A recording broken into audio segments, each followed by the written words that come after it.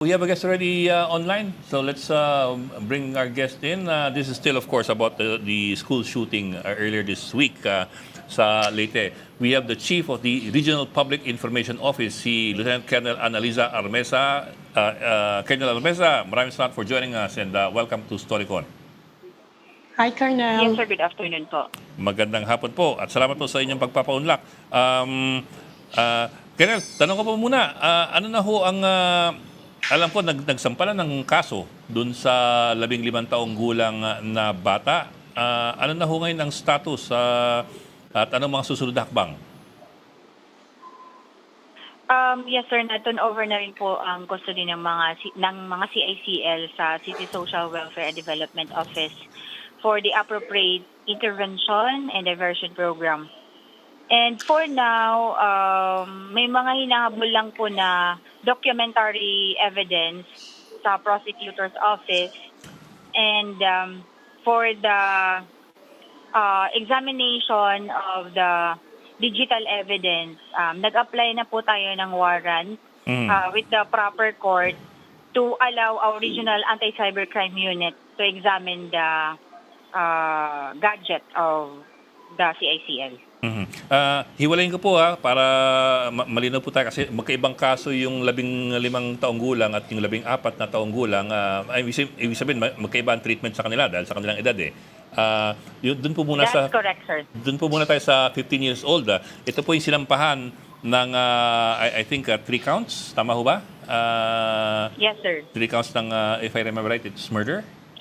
Murder. Yes, sir. Opo. Among Frustrated murder and serious physical injury. among other things, sabi po nyo, nasa CSWD na po. Pero ano po yung susunod na proseso doon?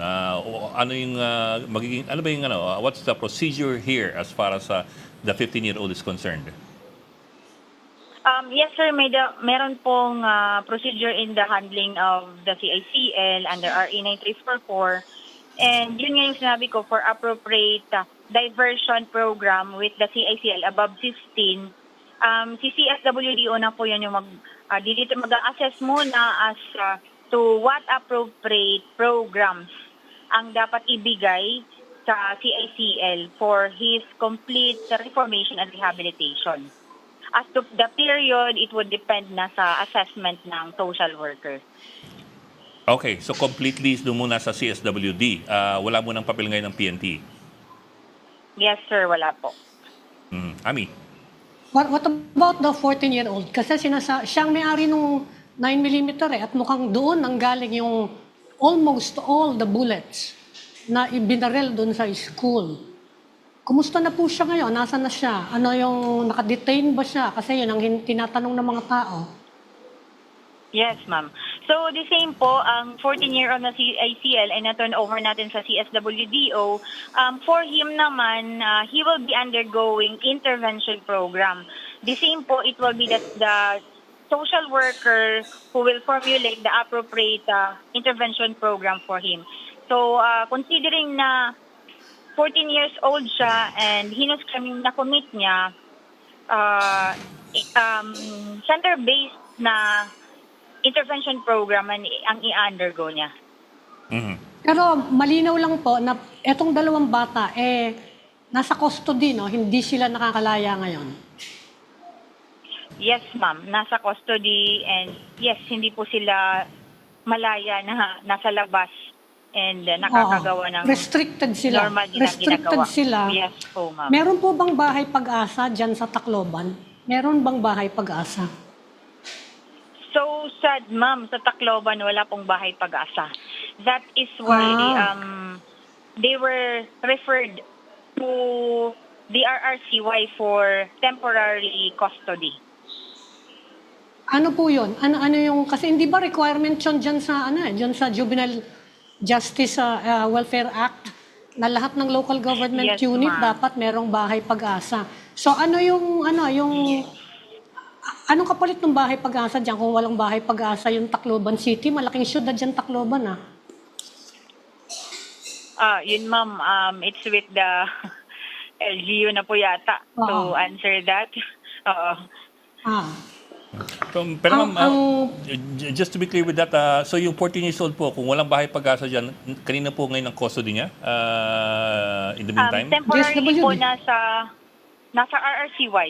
RRCY is... Regional Rehabilitation Center for Youth, temporarily. mhm. Sino pong nagpapatakbo nun? DSWD Regional din po. Rehabilitation Center is PNP, di ba? DSWD po, ma'am. Mhm. DSWD din. DSWD. Pero yung pong Opo. Regional Rehab Center, yan po ay temporary ano lamang dapat, temporary Yes, sir. parang daanan lamang Custody. ng mga bata. Oo. Oho. Temporary lang po for now kasi yun nga, wala pong pagbahay pag-asa ang LGU. So, I think they are looking for ibahay pag-asa nearby na mga munisipyo para doon ilagay. Mhm. Mhm. Bata. Balikan ko po yung 15 years old. So, kasi ito po yung sinampa ng kaso, yung 15 years old eh. Ngayon po sinampa ng kaso, hindi po gugulong ang kaso hanggang walang determination ba ang DSWD sa kung siya po, kung meron siyang kakayahan to determine right from wrong? How does that work po? Discernment. Paano ho yun? Na-determine na po, sir. Kaya nga po nakapag-file na po ang pulis ng criminal complaint. Kasi Okay. na-determine na ng CSWDO na he acted with discernment. Okay. Saka kapag ganyang may discernment, pwede siyang regular criminal prosecution na, no? Oo. Sa korte ma'am. na yan. Yung legal process. Regular legal process pero with the observance of protocols under RA 9344. Mhm. Sa children, oo. Ang detention niya sa children hanggang umabot siya ng 18 above. Tama ba yon? Kung suspended sentence, ma'am, meaning na-convict siya sa crime committed and may penalty na imposed. So instead of putting him to jail, suspended sentence, ilalagay lang muna sa RRCY. Until he turns 18. Okay. Oo.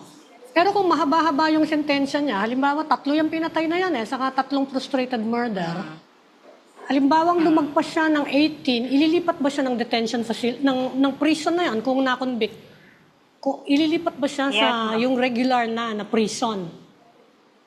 Actually, ma'am, before that, may assessment muna na gagawin ang social worker to determine if that child has fully rehabilitated or reformed.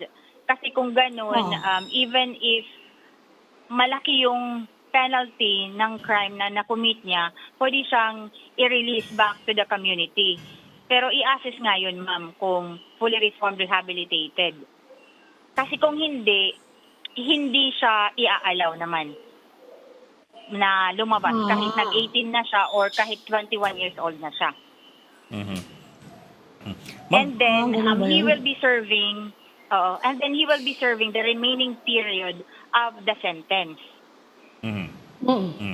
Pero sa regular prison na yon, kung sakasakali lang Yes, naman. ma'am. Yes, ma'am, if that will be the case. Mhm. Ma'am, so dahil may determination na po dun sa 15 years old na meron siyang discernment, so aanda na to as a regular criminal case. Tama ho ba? Yes po, sir. So yun nga, sir, nasa prosecutor's office na for assessment and evaluation of the complaint. Mhm. Mhm. Hmm. Tapos, isa pa pong tanong. I understand kasi 3 counts of murder, but at the same time, I think itong 15 years old, ang kanyang hawak ay yung 38 caliber. 38. Oo. Na I think isa lamang po yung expended na bala eh. At mukhang walang tinamaan. Oo. Sa ganun ho ba, walang kaibahan ho yun? Is it like, because it was planned by both of them allegedly, therefore it's a conspiracy and therefore pareho silang 3 counts of murder? Tama ho ba? Is that how it works? No, sir. Sa 14-year-old na si ICL, wala po talagang Sorry, yeah. kaso Okay, against yeah. Oo. Thank you for reminding me about that. But what I meant was because it appeared to be a conspiracy or planned by the 2 of them, even though exempted tong isa from criminal liability, dahil 3 yung patay, so yung 15 years old, kaya po 3 counts of murder kahit isang bala lamang ang kanyang napaputok. For that, sir, yun yung final natin, but yun, i-evaluate na lang po yun ng prosecutor with the pieces of evidence that we have submitted and the result of the forensic examination. Mhm, mhm. Oh, pasensya na po. Natanong ko lang yun kasi dahil po isa lang yung kanyang napaputok na bala, tapos may 3 counts of murder na sinampalaban sa kanya. So, I suppose people are also wondering how that works kung bakit ganun eh. Kasi sir, we cannot determine yet at present sa level namin kung paano nangyayari. Hindi kasi namin malalaman pa na yung yung bala ba na tumama sa mga namatay while sa 9mm siya or kung sa 38 revolver ay si CICL na 15-year-old ba yung gumamit noon. Wala pa sir. So i-determine na lang yun ng prosecutor Okay. sa paraffin test, Okay. sa So, forensics na lang. mga forensic. Mhm. Okay. In the meantime, kumusta na po yung sitwasyon dyan sa mga schools sa Tacloban? Nag-heighten po ng safety and security measures sa mga schools. We have deployed at least two personnel sa mga schools po dito sa Tacloban. In each school po? Pero tuloy-tuloy na yung klase. Sa ibang Balik na schools sa klase po, mga yes bata. ma'am, may klase na po. For San Jose National High School, wala pa pong klase this week. This week. Oo. Ami, Kumustahin ko lang po. Ipakilala ko lang ating resident Oo nga. political pandit, si Mr. Rol Llamas ay kasama natin ngayon. Good afternoon. Happy weekend. Happy weekend. Ay, hindi pala. Malayo-layo Thursday pala. pa. Thursday pa One more pala. day. Bukas pa pala. One more day. Okay, Ami, go Wala ahead. yung magsesermon sa'yo. Unless si Raul may tanong. Hindi, sige. I'll ask Ami, later. go ahead. Tatanungin ko yung yung tungkol sa Tolosa eh.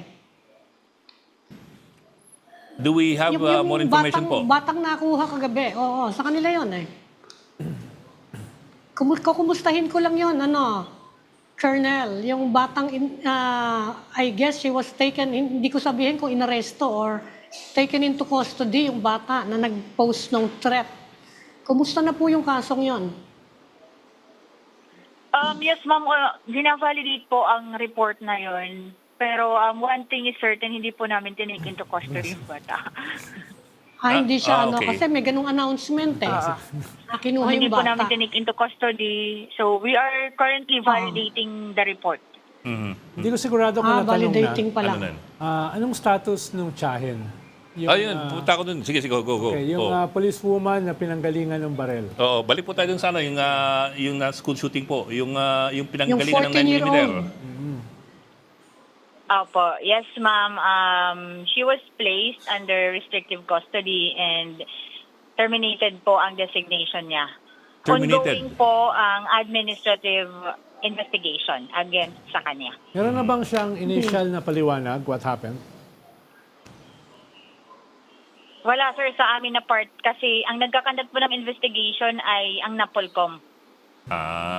Okay. Pero ma'am, you talked about administrative action eh. Pero what about potentially criminal action? Kasi medyo marami pong sumapit dito.